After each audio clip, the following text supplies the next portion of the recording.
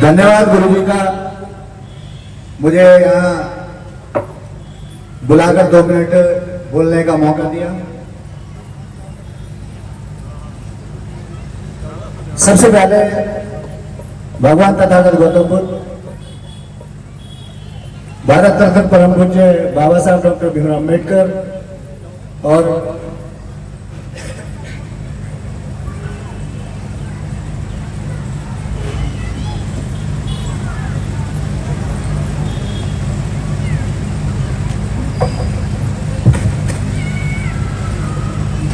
इस देश की हेलो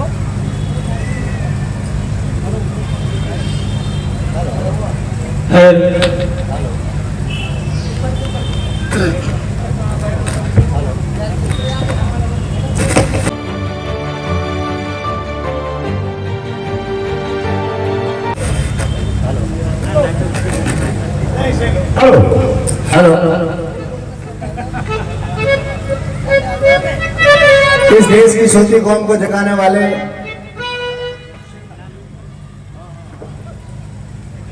मान्यवर कांसीराम साहब को उनके 52वें जन्म दिवस पर इधर श्रद्धासुमन अर्पित करते हुए, और जब मान्यवर कांसीराम साहब की बात आई है तो उनको जगाने वाले परम पूज्य बाबा साहब डॉक्टर भीमराव अम्बेडकर को नहीं भूला जा सकता, और परम पूज्य बाबा साहब को जगाने वाले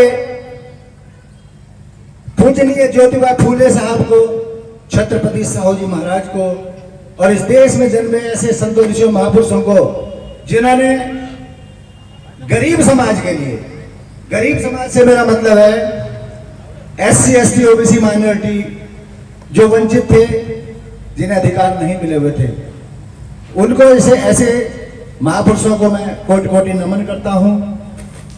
सम्मानित साथियों, किसी ने कहा है कि हजारों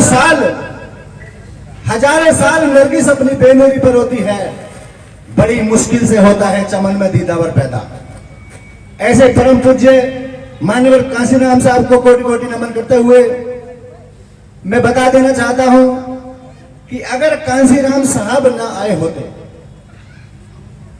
तो जो कारवां बाबा साहब डॉक्टर भीमराव अम्बेडकर का 1956 में उनके देहावसान के बाद शिथिल हो गया था, वो मान्यवर कांसीराम साहब ने 1966 में बीड़ा उठाया, और सर्वविदित है, आप सभी को ज्ञात है कि बाबा साहब को पूरे विश्व पटल पे लाने का काम मान्यवर कांसीराम साहब ने किया।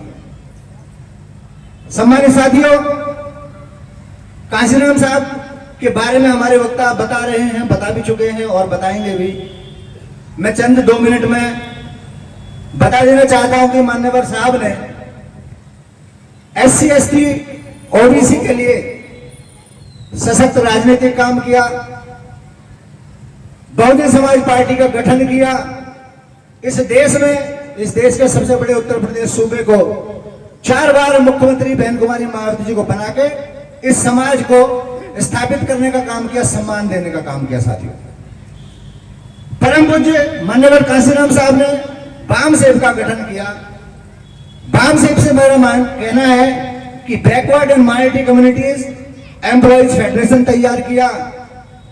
देश के हर कोने कोने में जाके जो सरकारी संगठनों में हमारे समाज के लोग काम करते थे, SC ST माइनॉरिटी OBC के लोग, उन्हें एकत्रित किया, उन्हें बताया कि जो बाबा साहब ने संविधान में निहित किया है, अभी तक हम लोगों को अधिकार प्राप्त नहीं है, उसके लिए हमें काम करना पड़ेगा। उन्होंने एक बहुत बड़ी तादाद में संगठन तैयार करके इस पे काम करके देश में उन लोगों को जगाने का काम किया जो सोए हुए थे। DS4 की साहब ने स्थापना की, और एक बहुत बड़ी बात जो इस देश की जो शासन सत्ता है लोग विराजमान थे, जो बाबा के योगदान को भूल गए थे कि बाबा साहब ने इस देश को क्या दिया है। मान्यवर कांसीराम साहब ने परम पूज्य बाबा साहब डॉक्टर भीमराव अम्बेडकर को भारत रत्न दिलाने के लिए सरकारों को मजबूर किया, और इस देश में बाबा साहब, परम पूज्य बाबा साहब डॉक्टर भीमराव अम्बेडकर को भारत रत्न दिलाने का काम माननीय कांशीराम साहब ने किया। उन्होंने मजबूर किया उन सरकारों को। शायद साथियों, मैं बता देना चाहता हूं कि अगर इस देश में हमारी कहीं वजूद हुआ है तो परम पूज्य बाबा साहब डॉक्टर भीमराव अम्बेडकर के संविधान देने के बाद उस संविधान को लागू कराने के लिए सरकारों को मजबूर करने का काम माननीय कांशीराम साहब ने किया। अगर कांशीराम साहब नहीं होते तो जो आज हमारी स्थिति है शायद न होती, क्योंकि जो 1966 से कारवां चलाया वो आज तक रुका नहीं है और उसका जीता जागता उदाहरण आपके सामने है। मेरे ख्याल से, मेरी नॉलेज में तो है नहीं जो कहीं कांशीराम साहब की मूर्ति लगी हो, लेकिन ये कोंडली वालों की ताकत है, इस समाज की ताकत है कि आज भैया काम नहीं कर रहा, इस समाज की ताकत है कि आज कांशीराम साहब को स्थापित करने का काम कोंडली वालों ने इस पार्क में किया। मैं उनको नमन करता हूं साथी। यहां साथ साथ में एक बात और बता देना चाहता हूं। इस पार्क का संघर्ष आपने सभी ने देखा है, जो यहां हमारे समाज के साथी बैठे हैं।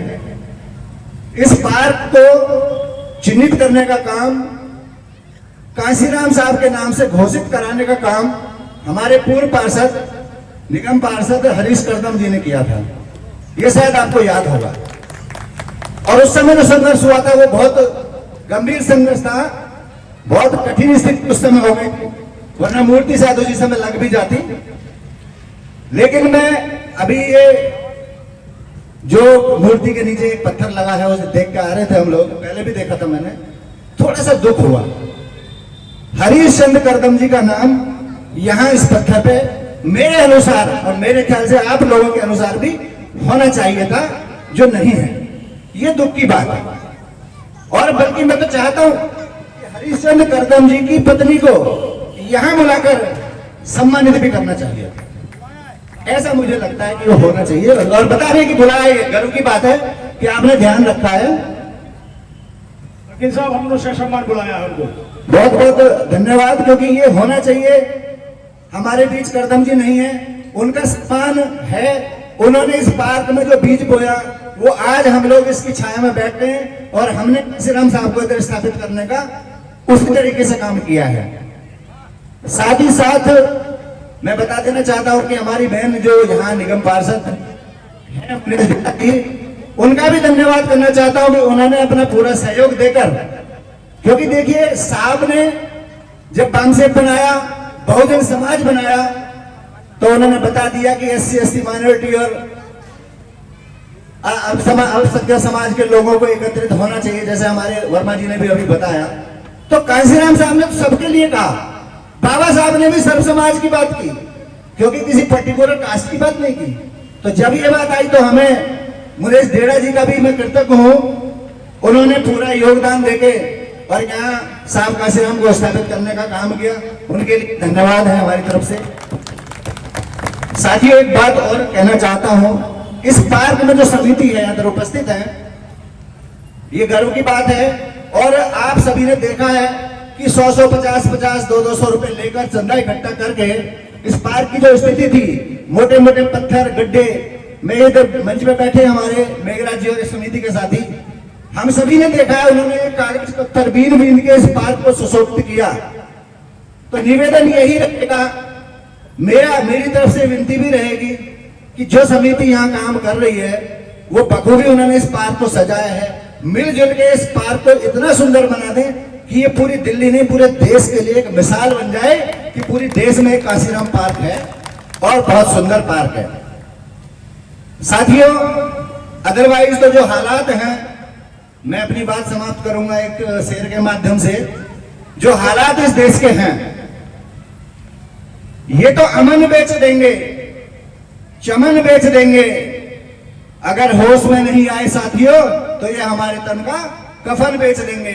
इनसे बच के रहना पड़ेगा, हमें अपनी जागरूक होना पड़ेगा। और अगर हमें कोई प्राप्त करना है, जिस तरह यहाँ स्थापित हुए हैं कांसीराम साहब, अगर पूरे देश में कांसीराम साहब और बाबा साहब को स्थापित करना है तो अभी जैसे आवाज आ रही है, SC माइनॉरिटी दलित समाज के लोगों को एकजुट होना पड़ेगा, तभी आपकी आवाज ऊंची उठ के इस देश में अपने महापुरुषों को स्थापित करने का काम करेगी। इसी के साथ मैं अपनी बात को समाप्त करता हूँ। जय भीम, जय भारत, नमो बुद्धाय। हमारे चैनल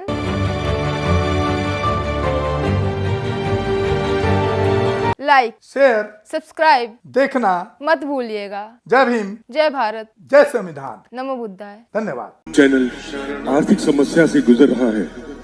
अगर आप बहुजन समाज में बाबा साहेब अम्बेडकर और तथागत बुद्ध की विचारधारा को अधिक से अधिक लोगों तक पहुंचाना चाहते हैं तो हमें आर्थिक सहयोग प्रदान करें, ताकि हम अपने चैनल के माध्यम से देश विदेश में समता, बंधुता, एकता और संवैधानिक अधिकारों को ज्यादा से ज्यादा लोगों तक पहुंचा सकें।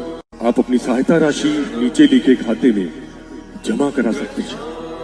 खाता धारक गौतम रत्ना, खाता संख्या 3169576865 IFSC कोड SBIN 0060336, बैंक भारतीय स्टेट बैंक। आप हमारे बैंक खाते का विवरण स्क्रीन पर भी देख सकते हैं। जय भीम, जय भीम। मैं गौतम रत्ना गौतम फिल्म्स प्रोडक्शन में आपका स्वागत करता हूं। आप हमारे प्रोडक्शन हाउस के अंदर अपना कैरियर बना सकते हैं as a film director, as a producer and actor and actress and editor and cinematographer also. अगर आपको फिल्म से रिलेटेड कुछ भी प्रोजेक्ट आपको बनवाना है तो हमारे पास में पूरा सेटअप है, जिसमें फिल्म कैमरा है, शूटिंग लाइट्स है और एडिटिंग है। सारा A to Z एक ही जगह पर आपको हमारे यहाँ पर मिल जाएगा। तो दोस्तों आप हमें कांटेक्ट कर सकते हैं हमारे नंबर्स पर 9810085714